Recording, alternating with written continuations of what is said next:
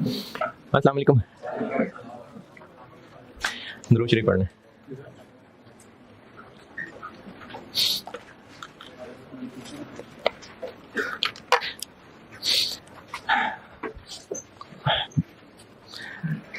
अच्छा, अब मैं वही FIFO ऐप को मजीद तफसील करा रहा हूँ, रिटर्न्स, लॉस वगैरह डाल के। तो कल जितना किया था उससे रिलेटेड कोई सवाल परेशानी है तो बताएं जी।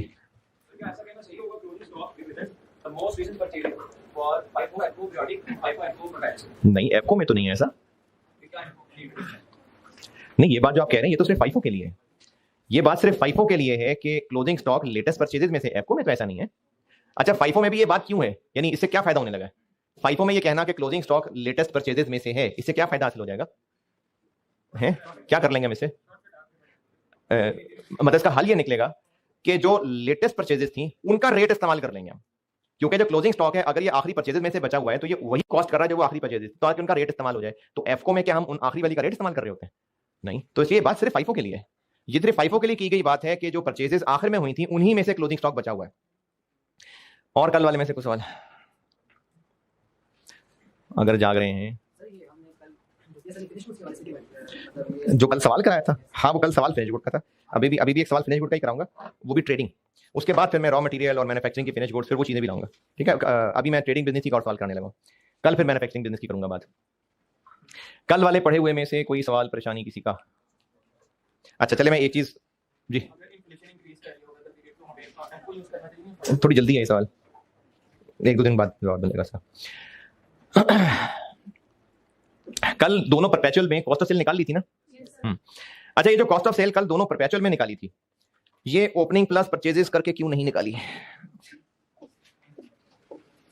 कल वाला देखें परपेचुअल, कल वाले परपेचुअल वाला टेबल देखें। जब दोनों पीरियोडिकल किए थे तो कॉस्ट ऑफ सेल्स निकाली थी opening plus purchases minus closing. Perpetual में ऐसा करने की जरूरत क्यों नहीं पड़ी है? तो हाँ, ये जो पीरियोडिक है ना, इसमें हमें बेचते हुए पता ही नहीं है कौन सी चीजें बेच रहे हैं। तो हम फिर क्या करते हैं, साल के शुरू में कितनी चीजें थी प्लस कितने और खरीदी उनकी कॉस्ट माइनस जो बच गए उनकी कॉस्ट, तो बाकी बिक गई होंगी, यानी होंगी, क्योंकि हमें पता ही नहीं कितने की कॉस्ट की चीजें बिकी हैं। तो वो बस एक तुक्का लग रहा है कि जितने साल के शुरू में चीजें पड़ी थी उनकी कॉस्ट प्लस जितनी और खरीदी उनकी कॉस्ट माइनस जो बची रह गई उनकी कॉस्ट, तो बाकी आंसर वही होगा जो बिकी है। परपेचुअल में तुक्के की जरूरत ही नहीं है, परपेचुअल में तो सामने नजर आ रहा है। परपेचुअल के अंदर तो टेबल के अंदर नजर आ रहा है कौन कौन सी बिकी उनकी क्या कॉस्ट थी। तो परपेचुअल के अंदर हमें वो ओपनिंग प्लस परचेजेस की जरूरत ही नहीं है, तभी उन सेल्स के आगे जो जो कॉस्ट लिखी थी उसी को बस ऐड कर लिया था ना। ये बात समझ आई तो ना इसका जवाब समझ आया? और कोई सवाल किसी का? जी हाँ हाँ होगा, अगर आप परपेचुअल के अंदर भी वो फार्मूला लगा लें उसका आंसर भी वही निकलेगा, लेकिन हमें मोहताजी नहीं रही उस फार्मूले को लगाने की। हमारे पास परपेचुअल के अंदर सारी डिटेल नजर आ रही है कि कौन कौन सी सेल हुई है, तो उनको पिक करके ऐड कर लेंगे। चलें ठीक है, आगे चलते हैं। अब मैं इसमें ना रिटर्न्स डालने लगा हूं। अब चूंकि मैं इसमें रिटर्न्स वगैरह भी डालने लगा हूं, तो वो जो कॉस्ट ऑफ सेल का फार्मूला लिखा था मैंने, मैं उसको और बढ़ा देता हूं ट्रेडिंग बिजनेस के लिए।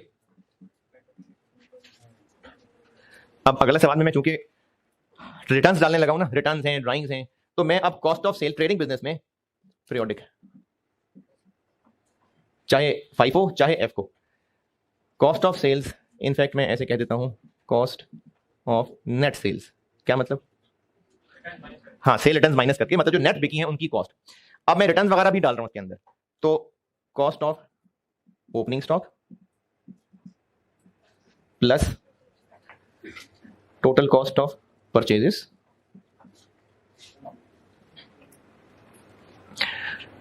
माइनस कॉस्ट ऑफ, अच्छा ये परचेजेस भी जो मैंने यहां लिखा है ना, ये भी नेट। क्या मतलब नेट? Purchase returns net. ये यानी मैं ये खुद ही टर्म बना रहा हूं, ये फार्मूला खुद ही बना के दे रहा हूं आपको याद करके। नजर नहीं आ रहा?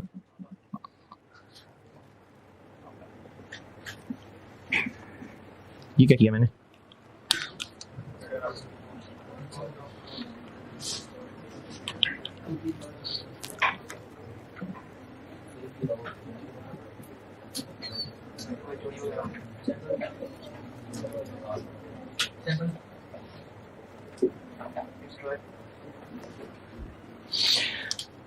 साल के शुरू में कितनी चीजें थी, उनकी cost plus total purchases minus जो भी आउट हुआ सेल्स के अलावा, ओनर ले गया, चोर ले गया, आग ले गई, पानी ले गया, गरीबों में बांट दी, कस्टमर से बांट दी, जो भी आउट हुआ सेल्स के अलावा उनकी भी कॉस्ट माइनस, और minus cost of closing stock, तो ये होगी कॉस्ट ऑफ सेल्स। अब मैंने इसमें रिटर्न्स और ड्राइंग्स और वो भी डाल दिए इसके अंदर। अच्छा, ये अभी तक जो पढ़ाया है ना, ये मैं बस उसको समेटने के लिए ये मैंने एक फार्मूले की शक्ल दी है, वरना आगे कॉस्ट के सवालों में, टॉपिक्स में शायद ही कहीं आपको इस फार्मूले की जरूरत भी पड़े। लेकिन अभी तक जो मैंने बताया है उसकी पिक्चर बस पूरी दिखाने के लिए मैंने एक फार्मूले की शक्ल दे दी कि ट्रेडिंग बिजनेस में, पीरियोडिक सिस्टम में कॉस्ट ऑफ सेल्स निकालने के लिए अब कंप्रिहेंसिव फार्मूला ये बन गया कि साल के शुरू में जो स्टॉक है उसकी कॉस्ट प्लस सारी परचेजेस माइनस जितनी भी चीजें स्टोर से आउट हुई सेल्स के अलावा माइनस जो क्लोजिंग स्टॉक की कॉस्ट है, तो ये कॉस्ट ऑफ सेल्स आ जाएगी। और परपेचुअल के अंदर वो वही है जो कल कर रहे थे। क्या कर रहे थे? हैं जी,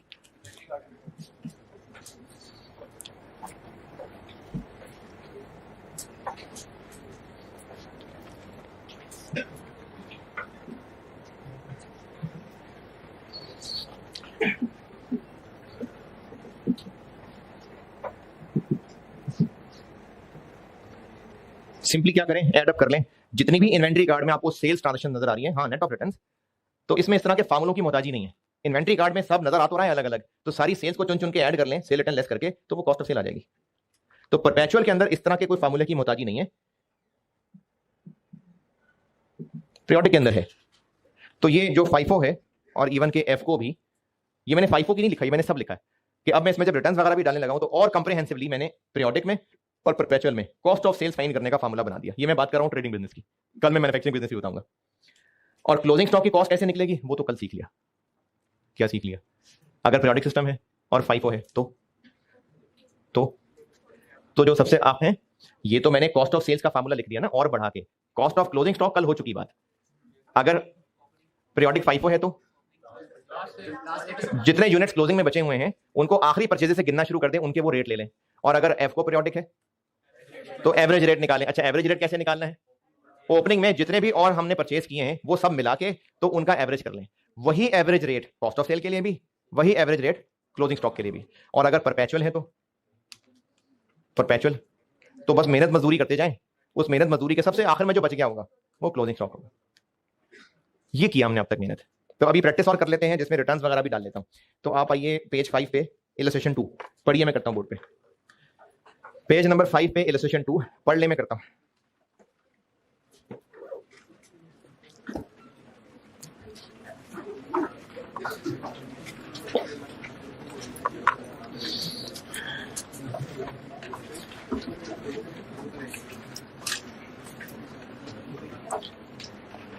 पॉज करना, पॉज करना।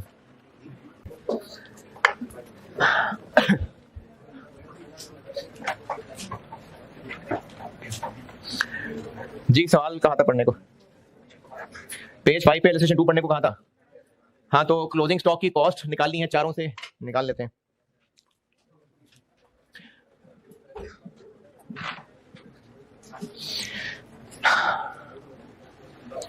फाइफो पीरियोडिक क्लोजिंग स्टॉक कितना? अच्छा, क्लोजिंग स्टॉक की हम लोग वैल्यू निकाल रहे हैं तो क्लोजिंग स्टॉक के यूनिट्स भी पता होने चाहिए ना। ये ऑनलाइन में एक बच्चे ने पूछा था ग्रुप में मैसेज करके कि क्लोजिंग स्टॉक के यूनिट्स निकालने पड़ेंगे। हाँ भाई, अगर क्लोजिंग स्टॉक की वैल्यू निकालनी है तो उसके यूनिट्स भी तो चाहिए ना। तो अगर दिए हुए हैं तो ठीक है, नहीं है तो आप ढूंढ लेते हैं। अब ये सारी आनियां जानियां लिखी हुई है टेबल में, तो इससे कैसे जोड़ तोड़ करके देखें क्लोजिंग स्टॉक कितना। टेबल के अंदर देखें, मेरी शक्ल ना देखें ना, टेबल को देखें, सारी ट्रांजेक्शन आ रही हैं, इन ट्रांजेक्शन पे गौर करें और देखें कितना होगा क्लोजिंग स्टॉक।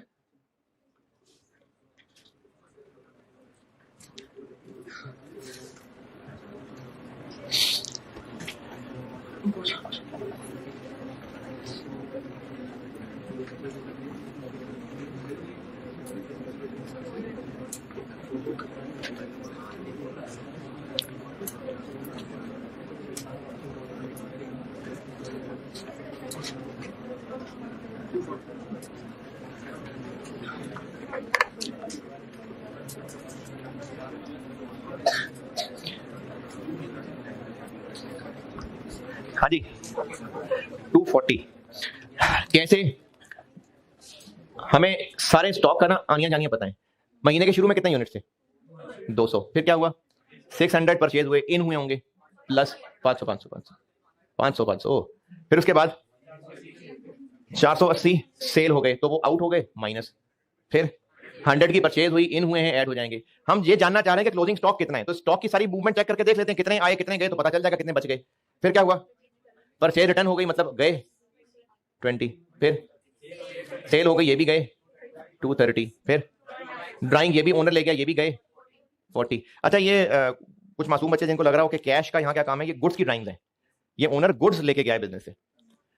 फिर क्या हुआ 70 यूनिट सेल रिटर्न हुई है, यानी स्टोर में वापस आए हैं प्लस, फिर परचेजेस हैं स्टोर में, इन हो गए 150, फिर 10 यूनिट जाया हो गए निकल गए, तो क्लोजिंग स्टॉक रह गया 240। देखिए असल में ना क्लोजिंग स्टॉक तो निकलेगा फिजिकल काउंट से, लेकिन आप स्टूडेंट हैं, आपको तो सवाल से निकालना जो निकालना है, तो इसलिए फिर आपने इनकी क्वांटिटी से अंदाजा लगाया कि कितने बच गए होंगे, तो ये आगे क्लोजिंग स्टॉक के यूनिट्स। अब अगला मसला चूंकि FIFO है, तो कॉस्ट ऑफ क्लोजिंग स्टॉक निकालने के लिए क्या करना है, रीसेंट परचेजेस से गिनना शुरू कर देते हैं, तो कॉस्ट ऑफ क्लोजिंग स्टॉक बन जाएगा जी, आखिर से गिनना शुरू करें, 150 कितने वाले 30 वाले 4500 और 90 और चाहिए, वो किस में से, वो फिर उस 28 वाले होंगे, कितने 25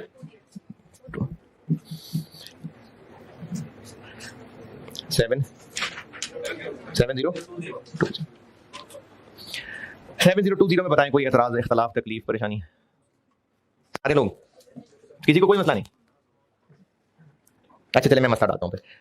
150 खरीदे थे 30 वाले और 100 खरीदे थे 28 वाले, उससे पहले 500 खरीदे थे 25 वाले, 20 यूनिट वापस भी किए हैं सप्लायर को, वो कौन से वालों में से हैं, वो इनमें से वापस किए हैं, 20 यूनिट्स इसमें से वापस किए हैं।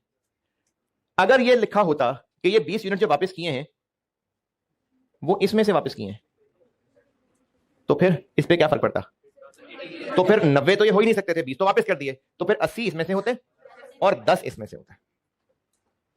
समझ आई बात, चलो सही है। तो ये हो गया FIFO पीरियोडिक का cost of closing stock. FCO periodic,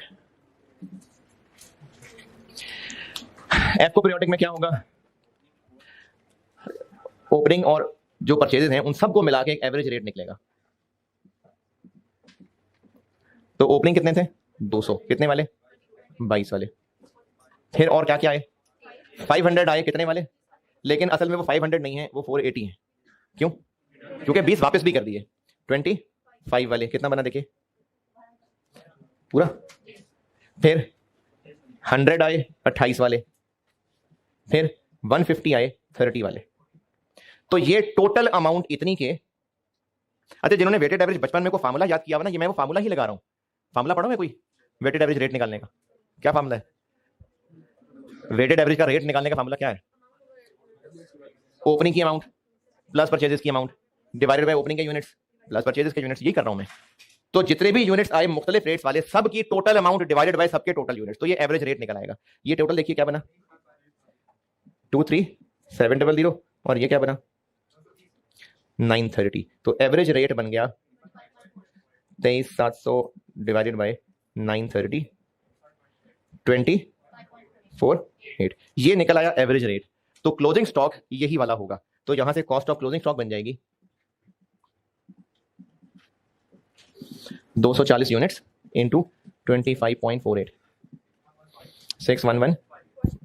चलिए खैर है, जो रेट है ना उसमें जरूर 2 डेसिमल तक जाइए, उसके अलावा जब टोटल अमाउंट है तो फिर पैसे में क्या, रुपए का आज कुछ नहीं है तो पैसे का क्या है, तो उसमें डेसिमल में ना जाए। ये हो गया FIFO पीरियोडिक और FCO पीरियोडिक, ये नोट कर लें, फिर मैं परपेचुअल बनाता हूं।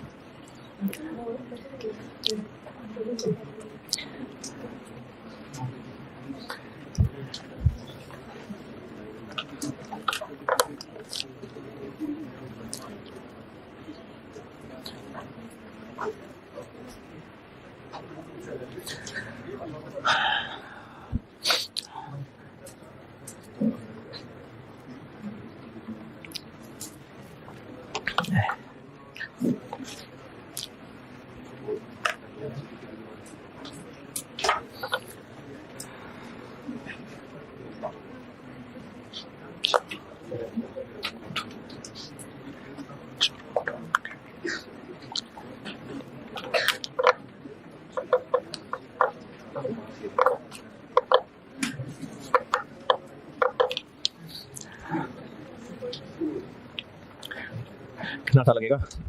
ओके,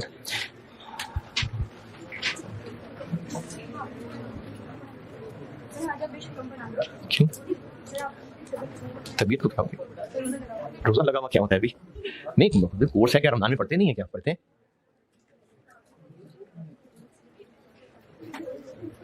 अभी तो आप लोगों के लिए ईद का भी सरप्राइज तैयार हो रहा है अभी। हाँ जी, हाँ जी, हाँ जी, बिल्कुल बिल्कुल बिल्कुल। आपको क्या लगे ईद से? आप ये पढ़ें बैठ के आप।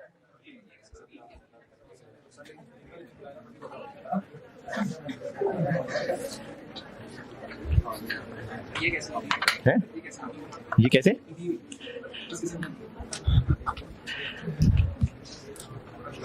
FIFO perpetual. अच्छा,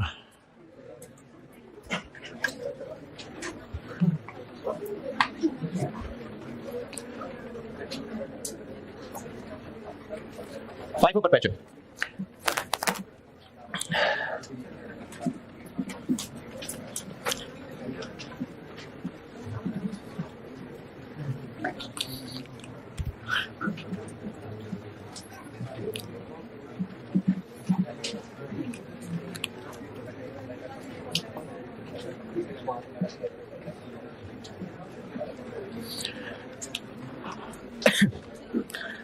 सबसे पहले ओपनिंग स्टॉक है 1 अप्रैल को। ओपनिंग स्टॉक है कितना? 200। 200 यूनिट्स हैं, 22 का एक, 4400। फिर इसके बाद क्या हुआ? परचेज हुई है कब? 2 तारीख को। कितने यूनिट्स? 500 हैं, 25, 12,500। तो जब ये 500 यूनिट्स भी खरीद लिए तो अब स्टॉक की पोजीशन हो गई कि 200 पहले पड़े हुए हैं 22 वाले, और 500 और आगे 25 वाले। ये ट्रांजैक्शन के बाद स्टॉक अपडेट करते जाना है। आगे सेल्स हो गई कब? 5 तारीख को। कितनी सेल हुई है? 480। फाइफो है तो स्टॉक में पड़े हुए हैं ये। तो पहले ये 22 वाले 200 गए, फिर 280 गए 25 वाले। कितने?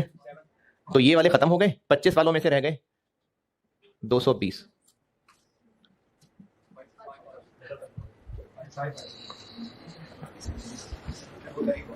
फिर आगे परचेज कब? 9 तारीख को हो गई परचेज। कितनी? 100 यूनिट्स। कितने वाले? 2800। और ये यूनिट्स खरीदने के बाद स्टॉक की पोजीशन हो गई 220 पड़े हुए हैं 25 वाले, और 100 आ गए 28 वाले।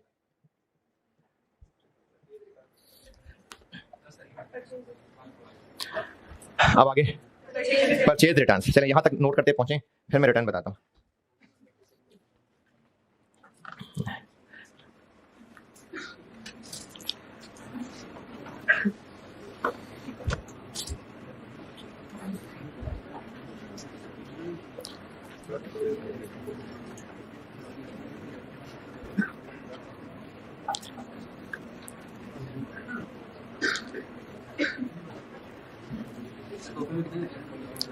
अभी कल फाइनल हो जाए फिर बताऊंगा।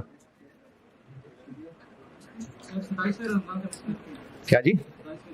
सुनो चला बातों पे नहीं यकीन करते।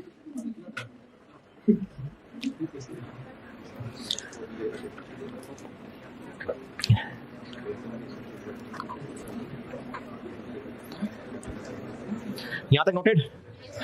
अच्छा जी, आगे क्या हुआ है? परचेज रिटर्न्स कब? 10 तारीख को। 10 तारीख को हुई है परचेज रिटर्न। अच्छा, जो रिटर्न है ये मैं आपको बार बार बताऊंगा क्योंकि इसमें बच्चों को इतनी आसानी से याद नहीं रहती बात। अभी फाइफो में बताऊंगा, एफ को सॉल्व करूंगा, फिर ये बात बोलूंगा, पास पेपर्स के सवाल में जाएंगे, फिर बार बार ये बात बोलूंगा, बार बार चलती रहेगी बात, और आप भी बार बार पूछते रहेंगे। फाइफो के अंदर फाइफो कर रहे हैं, क्या रूल होता है, कौन सा किस पे क्या रेट लगाना है? जो पहले आएगा पहले वो जाएगा, ये रूल है। यानी इशू में जो भी प्लेस होगा, जो भी, चाहे वो बेच रहा है, चाहे वो ड्राइंग्स है, चाहे वो लॉस्ट है, सबके साथ फाइफो का क्या रूल चलेगा? First in first out. और एफको में क्या रूल? कि जो रेट स्टॉक में है वहां से जाएगा। यानी इशू वाले कॉलम में जो भी स्टोर से आउट हो रहा होगा, चाहे फाइफो है चाहे एफको है, स्टोर की पोजीशन देख के पता चलेगा कि कौन सा वाला रेट है ना। जितना स्टोर में बैलेंस में होगा, फाइफो है तो पुराने वाले को पहले भेजेंगे, एफको होगा तो सब एक जैसे ही होंगे। तो रूल दोनों में यह है कि स्टोर में जो उस वक्त मौजूद होता है उसके हिसाब से रेट लगता है। लेकिन return, purchase return, sale return, इन दोनों में कॉमन बात यह है कि यह कोई नई ट्रांजैक्शन नहीं हो रही होती, ये पहले हुई ट्रांजैक्शन का रिवर्सल हो रहा होता है। जैसे परचेज रिटर्न है तो पहले कभी परचेज की थी तो परचेज रिटर्न कर रहे हैं ना, इसी तरह से सेल रिटर्न क्यों है? पहले कभी सेल की थी तो सेल रिटर्न है। तो ये जो रिटर्न वाली ट्रांजैक्शन है, इनमें रेट स्टॉक को देख के नहीं लगता, इनमें रेट लगता है जिस ट्रांजैक्शन की रिटर्न है वही वाला रेट लगता है। ये बात मैं अभी दोबारा भी बोलूंगा। ये जो परचेज रिटर्न है, कितने यूनिट्स हैं? 20। अच्छा, अब ये 20 यूनिट्स हैं, स्टोर से बाहर जा रहे हैं, लेकिन इनको ना प्रेजेंट इधर ही करते हैं एज अ नेगेटिव, क्योंकि परचेज रिसीव होती है और रिटर्न वापस कर रहे होते हैं, तो वो इसी का नेगेटिव शो होगा। तो परचेज रिटर्न को इन्हीं कॉलम्स में एज अ नेगेटिव दिखाएंगे 20। रेट कौन सा लगेगा? ये बता दिया कि ये वो चीजें वापस की हैं जो 2 अप्रैल को खरीदी थी, तो 2 अप्रैल को हमने ये खरीदी थी, तो ये 25 रुपए वाली ही है जो रिटर्न हो रही है 500। पहले फाइफो पता कर लेना, फाइफो पहले क्लियर करें, हैं? नहीं, पहले फाइफो अभी सॉल्व कर लें, एफको में आके एफको की बात कर लेंगे, वरना फिर वो मिक्स हो जाता है ना। पहले फाइफो क्लियर रख लें। 25 का रेट क्यों लगाया? क्योंकि कहा हुआ है कि ये वही वाली हैं जो 2 तारीख को खरीदी थी, वो वापस की है। देखें, जो सप्लायर है जिसको हमने चीजें वापस करनी है, जिसे खरीदी थी उसको वापस कर रहे हैं, वो हमें कितने पैसे वापस करेगा? हम ये कहेंगे कि हमारा अभी हमारे रिकॉर्ड में एवरेज रेट ये चल रहा है, ये वापस दो हमें, वो हमें कितने पैसे वापस करेगा? जितने पे उसने लिया सामने। तो इसलिए जो रिटर्न होती है वो उसी रेट पे करनी है जो ओरिजिनल ट्रांजैक्शन रिकॉर्ड हुई थी। सारे थोड़ी किए हैं,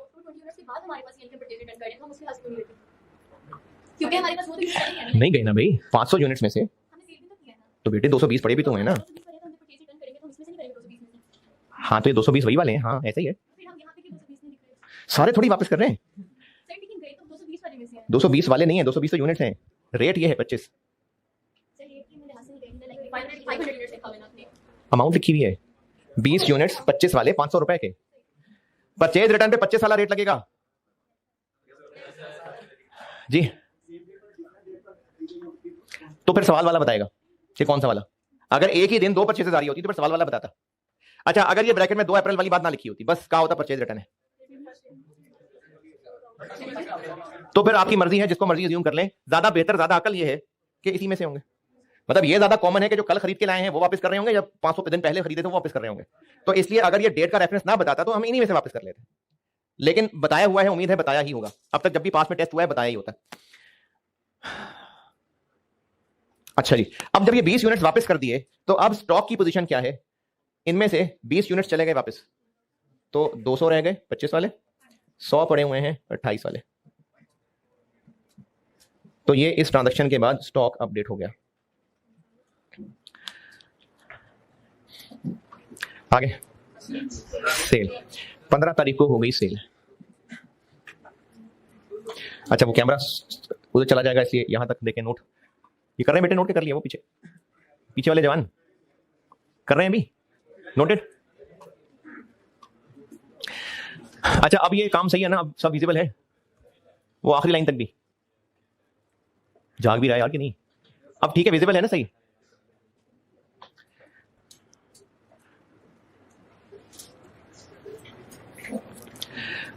okay. 15 तारीख को सेल, कितने यूनिट्स? 230। तो अब स्टॉक की पोजीशन ये थी, 230 बेच दिए, तो 200 ये 25 वाले और बाकी 30 28 वाले, ये हो गया 5000 और ये 840। तो स्टॉक में 25 वाले खत्म हो गए, 28 वाले 70 रह गए, 91960। तो ये स्टॉक अपडेट हो गया।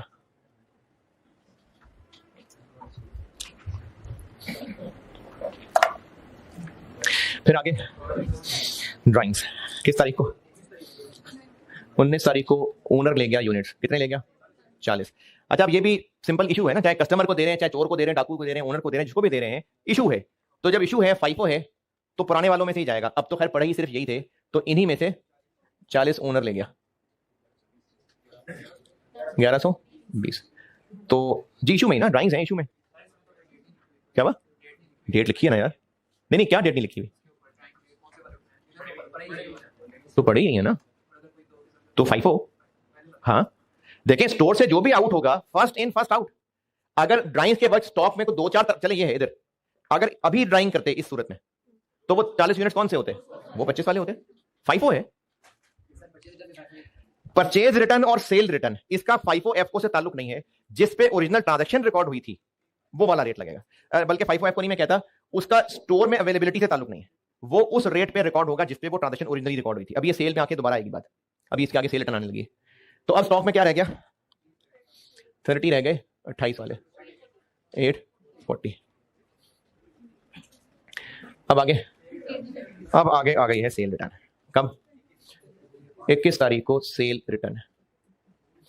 सेल रिटर्न है तो वो इशू वाले कॉलम में नेगेटिव आ जाएगी। कितने यूनिट्स? 60 हैं और 10 हैं। 60 किन में से? ये 5 तारीख वाले में से, इनमें से 60 हैं और 10 इनमें से हैं। सेल रिटर्न हो रही है, यानी स्टोर में वापस आ रहे हैं, तो इशू वाले कॉलम में लिखेंगे इसको नेगेटिव। 60 वापस आ रहे हैं और 10 वापस आ रहे हैं। 60 कौन से वाले? जो 5 तारीख को थे, इनमें से कि इनमें से? क्यों? 25 वाला कि 22 वाला है? पहले वाले बिक गए और बेचे ही तो वापस आ रहे हैं। 25। जिनको पता नहीं बात क्या हो रही है, ये जो सेल रिटर्न है ये बताया हुआ है कि 60 सेल रिटर्न मतलब कस्टमर ने वापस किए हैं। 60 यूनिट्स वो हैं जो हमने 5 तारीख को बेचे थे ना, उनमें से। तो 5 तारीख को जो 480 यूनिट्स बेचे थे वो तो हमने ऐसे तोड़ के लिखे थे। तो अब 60 को इनमें से कौन से वाला रेट देना है? 25।